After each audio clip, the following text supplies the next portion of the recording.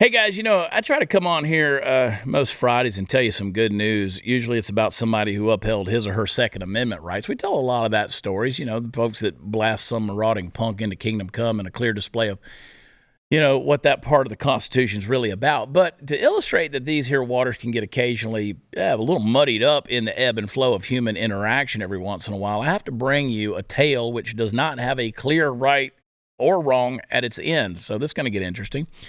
Nashville, Tennessee is where it is, and we got to go back into the Wayback Machine where we will emerge at 3 in the morning on a night about 5 years ago. Enter Katie Quackenbush, owner of both a Porsche and the kind of name that anyone with lower standards than myself would relentlessly make fun of. After all, Quackenbush sounds a lot like what happens when a duck flies down your pants.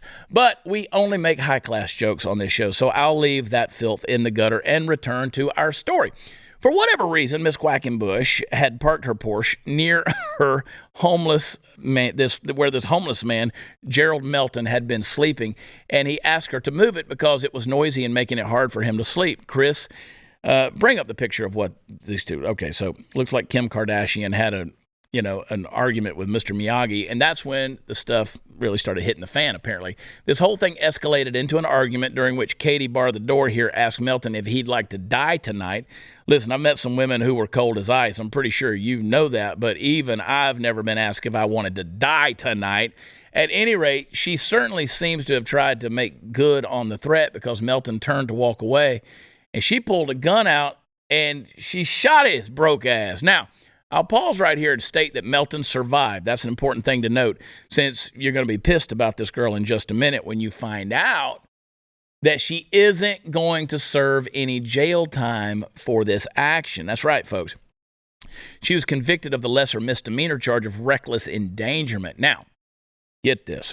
The reason she got off seems to be that her dad's an attorney and knew what he was doing in the courtroom, and that's sort of the way it goes. The criminal justice system isn't perfect, and the jury apparently found reasonable doubt to convict her of anything higher than that. But here's the part that rubs me the wrong way. When she shot Mr. Melton, this bitch didn't even bother to see if he was still alive, let alone call for help. Instead, she went to, wait for it, you ready for this? You waiting ready? You ready? You'll never guess in a million years. She went to Taco Bell. This a bad bitch. If you did guess that, good job. You're the best, and your mom loves you for it. But speaking for the rest of us, what the actual F, man. Look, I can understand valuing a gordita over a man's life if you aren't the reason he's dying. But if you just shot a dude, left him for dead, and went straight to the Taco Bell for some 3 a.m. snackage, you got some deep-seated psychological problems. In short, people don't always use guns the way they're supposed to. I've said that on this program many times before, and I'm going to say it again. Freedom comes with collateral damage. It's not always fun, but it's part of living in the real world. God bless us. Love you. God bless.